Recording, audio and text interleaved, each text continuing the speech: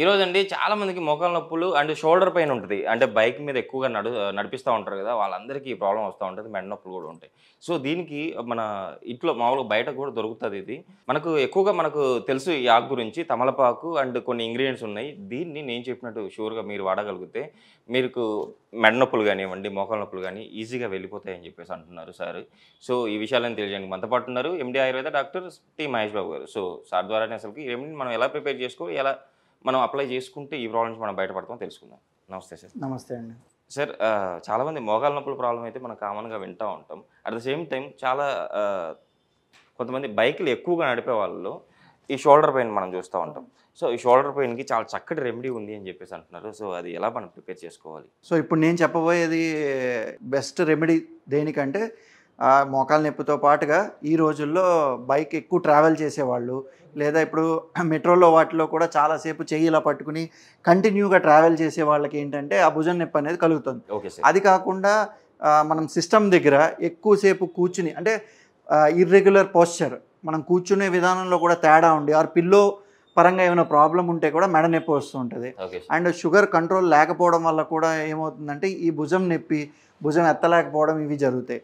And అలాగే ఇర్రెగ్యులర్గా weights అనేది lift చేయడం వల్ల కూడా ఈ భుజం నొప్పి అనేది రావచ్చు. Okay sir. సో ఇలాంటి కండిషన్లో ఈ ఆయిల్ అనేది అప్లై చేసుకుంటే మనకి నొప్పి నుంచి ఉపశమనం అయితే వస్తుందన్నమాట. Okay sir. సో మనం ఈ ఆయిల్లో మనకి ఏమేం కావాలో అనేది చూసుకుంటే కనుక ఫస్ట్ దీనికి మనం కొబ్బరి నూనె తీసుకోవాలండి. Okay sir. సో కొబ్బరి నూనె అందరికీ ఇళ్లలో ఈజీగా దొరుకుతుంది.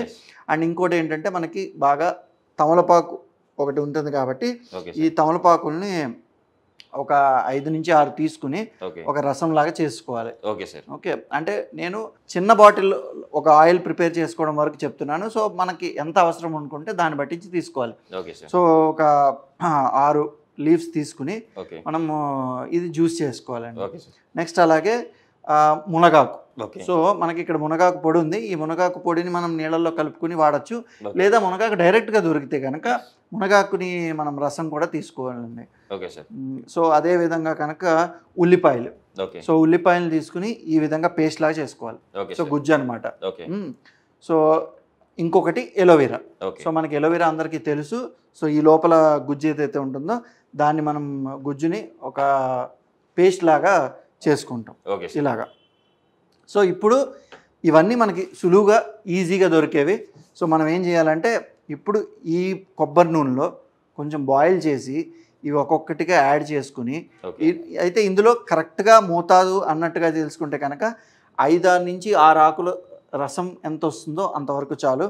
అలాగే మునగాకు రసం కూడా ఒక కొమ్మ విరిచి ఆ ఆకుల నుంచి రసం తీసి కొంచెం అంటే ఒక మనకి 10 ml నుంచి 15 ml వచ్చినా సరే సరిపోతుంది. అండ్ అదేవిధంగా ఈ ఉల్లిపాయ గుజ్జు ఆర్ ఉల్లిపాయ రసం కొంచెం, ఇది కొంచెం, అంటే అన్నీ సుమారుగా మనం తీసుకుంటే కనుక ఒక 10 ml కింద మనం అన్ని గుజ్జులు ఆర్ అన్ని రసాలు కనుక తీసుకుని యాడ్ చేస్తే సరిపోతుంది. తీసుకుని మనం ఈ ఆయిల్ని బాయిల్ చేసుకుని కంప్లీట్గా ఇవన్నీ ఆ ఆయిల్లోకి అబ్జర్వ్ అయ్యేంత వరకు హీట్ చేసి తర్వాత మనం ఫిల్టర్ చేసుకుని దాన్ని స్టోర్ చేసుకుంటే కనుక ఈ ఆయిల్ నేను ఇందాక చెప్పినట్టుగా ఫ్రోజన్ షోల్డర్ అంటారు. అంటే భుజం నొప్పి, ఆ నరాలన్నీ పట్టు ఇలా వదలం అనమాట, మజిల్స్ అన్నీ. సో ఆ ప్రాబ్లం వల్ల ఏంటంటే భుజాన్ని ఇలా పైకి ఎత్తలేని కండిషన్లో ఉంటే ఈ ఆయిల్ అప్లై చేసిన తర్వాత వాళ్ళకి రిలీఫ్ అనేది వస్తుంది ఖచ్చితంగా. తర్వాత ఏం ప్రాబ్లం వల్ల అది వచ్చిందో అదైతే కరెక్ట్ చేసుకోవచ్చు, ట్రీట్మెంట్స్ చేసుకోవాల్సి ఉంటుంది. అండ్ అదేవిధంగా మెడ నొప్పి. సో ఏంటంటే మెడ ఇక్కడి నుంచి నొప్పి మొదలై కొంతమందికి ఇక్కడ వరకు వస్తుంది, కొంతమందికి ఇక్కడే ఉంటుంది, తిమ్మిరిలాగా వస్తుంది. అది ఎందుకు అవుతుందంటే ఇక్కడ నరాలు అనేది మనకి వెర్టిబ్రా అంటే వెన్నెముక ఎముకలు ఉంటాయి కదా, వాటిని ఇలా నొక్కుకుపోవడం జరుగుతుంది. అలా నొక్కుకుపోవడం వల్ల కూడా ఇది అవుతుంది.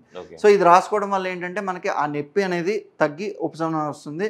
సో ఆ తర్వాత ప్రాబ్లంకి మనం ట్రీట్మెంట్ తీసుకుంటే కనుక కంప్లీట్గా సాల్వ్ అనేది అవుతుంది.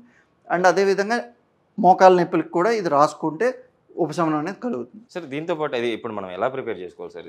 సో ఫస్ట్ మనం ఒక 1/2 లీటర్ ఆయిల్ తీసుకోవాలి, కొబ్బరి నూనె. Okay sir. సో నెక్స్ట్ అది కొంచెం యాక్చువల్గా బాయిల్ అయిన తర్వాత, కొంచెం బాయిల్ అవుతున్నాయి ఇంకా ఒక 10 minutes తర్వాత మనం ఈ తమలపాకు రసం అనేది తీసుకోవాలి. Okay sir. సార్ దీంతో పాటు అంటే ఈ రెమెడీతో పాటు మనం ఏమన్నా ఆహారపు అలవాట్లు కానీ లేకపోతే మనం రోజువారీ చేసే కార్యక్రమాల్లో చేంజెస్ ఏమైనా చేసుకోవాలా? ఒకటి ఏంటంటే అండి, మనకి ఇప్పుడు వచ్చే కారణాలు ఏంటంటే ట్రావెల్. ఓకే. సో ట్రావెల్‌లో మనకి కంఫర్ట్ ఉండేలా చూసుకోవాలి ఖచ్చితంగా. ఎందుకంటే బండి కండిషన్, ఈ షాక్ అబ్జార్బర్స్ అని గాని, రోడ్స్ అని గాని చూసుకోవాలి. అండ్ ఎక్కువ ట్రావెల్ చేయడం అనేది మంచిది కాదు. ఓకే. బట్ కొంతమంది ఏంటంటే ఉద్యోగరీత్యా అని ఇలా చేస్తున్నారు. కాబట్టి వాళ్ళు ఏం తీసుకోవాలంటే, అలా ట్రావెల్ చేస్తున్న వాళ్ళు కరెక్ట్‌గా న్యూట్రిషన్ ఉన్న ఫుడ్ తీసుకోవాలి. అంటే ఇప్పుడు మనం అందరూ ఏం చేస్తున్నామంటే, తింటున్నాం సార్ అనే చెప్తారు. ప్రతి ఒక్కళ్ళు తింటున్నామని అంటారు. కానీ తింటున్నా సరే అందరికీ ఒకేలా బలం ఉండదు. అంటే ఏం తింటున్నాం అనేది వాళ్ళు అబ్జర్వ్ చేసుకోవట్లేదు. అంటే పోషక ఆహారాలు వెళ్తున్నాయా లేదా అనేది చూసుకోవాలి. అవన్నీ ఉంటే మనకి ఒళ్ళు అనేది, శరీరం అనేది చాలా బలంగా ఉంటుంది.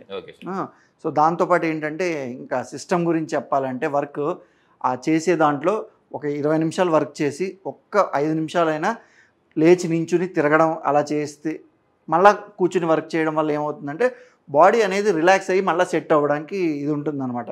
సో కంటిన్యూస్గా ఒకే పోస్చర్లో ఇలా చూడడం కానీ, ఇప్పుడు టీవీ చూడడం అయినా సరే ఒకే యాంగిల్లో చూడాలి. తల బాగా పైకి కానీ బాగా కిందకి చూడడం వల్ల కూడా ఇలాంటి ఇబ్బందులు వస్తుంటాయి. సో మెడ పొజిషన్ అనేది చాలా ఇంపార్టెంట్. అలాగే వీటికి మనకు కొన్ని ఎక్సర్సైజెస్ ఉంటాయి నెక్కి సంబంధించినవి.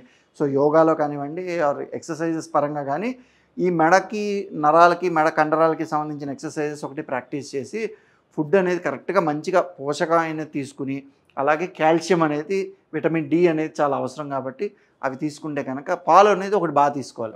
తీసుకుంటే కనుక మనకి సరిపోతుందండి. సార్ ఇన్ కేస్ అంటే మనం తీసుకునేటప్పుడు ఇప్పుడు ఇది వేసుకోవాలంటారు. అది వేసుకోండి సార్. ఇది సార్ యాక్చువల్లీ ఇలా ఆయిల్లో మనం అప్లై చేసుకునే దానికంటే ఇంటేక్గా ఇప్పుడు ఇది ఉంది కదా, మీరు చెప్పినట్టు తమలపాకు రసాన్ని కానీ ఇది కానీ మనం ఇంటేక్ తీసుకోలేమా? లేదండి. ఇప్పుడు నేను చెప్పే ఆయిల్ అయితే ఓన్లీ రాసుకుని నొప్పి తగ్గి, అక్కడ కండరాలు ఏవైనా ఊరితే అవి ఇలాగ బిగుసుకుపోయి ఉంటే వాటిని రిలాక్స్ అయితే చేస్తుంది. అండ్ నరాలకి సంబంధించిన నొప్పిని అయితే రిలీజ్ చేస్తుంది. వాటికి సంబంధించిన మందులు అయితే మీరు మన ఆయుర్వేదిక్ డాక్టర్ని కలిసి డెఫినెట్గా మీ ప్రాబ్లం ఏంటో చెప్తే కనుక సరైన మందులు అనేది ఇవ్వడం జరుగుతుంది. Okay sir. ఇప్పుడైతే మనము తమలపాకు రసం అయితే వేసినాం సార్. నెక్స్ట్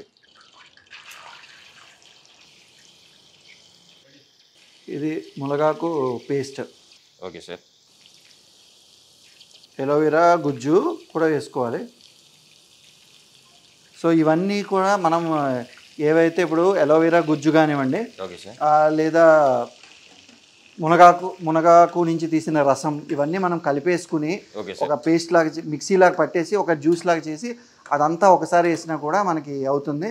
సో ఇదంతా బాయిల్ అయ్యి మనకి మొత్తం అబ్జార్బ్ అయిపోయింది ఆయిల్లోకి అనిపించిన తర్వాత యూజువల్గా మనం ఫిల్టర్ చేసి దీన్ని స్టోర్ చేసుకుంటే, బబుల్స్ అన్ని పోయిన తర్వాత ఏదైతే వస్తుందో మనకు దాన్ని మనం ఫిల్టర్ చేసుకుని స్టోర్ చేసుకుంటే కనుక మనం వాడుకోవడానికి ఎక్కువ కాలం అనేది పనికి వస్తుందండి. సార్ ఈ పెయిన్ ఉన్న వాళ్ళకి అంటే రోజుకి ఆయిల్ని ఎన్నిసార్లు అప్లై చేసుకోవాలి?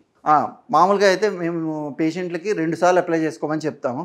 బట్ కొంచెం నొప్పి తీవ్రత ఎక్కువ ఉంటే 3వ సారి కూడా చేసుకోవచ్చు, 4 సార్లు కూడా చేసుకోవచ్చు, నొప్పి తీవ్రతను బట్టి. బట్ ఒక్కసారి చేసుకున్నప్పుడు శుభ్రంగా ఎంత ఏరియా వరకు ఉందో, ఇప్పుడు మెడ నుంచి ఇక్కడ వరకు ఉంటే అదంతా రాసుకుని ఒక ½ an hour ఉండి ఆ తర్వాత వేడి నీళ్ళతో స్నానం చేస్తే కనుక చాలా రిలీఫ్ అయితే వస్తుంది. సో బేసిక్గా 2 నుంచి 3 సార్లు అయితే సరిపోతుంది.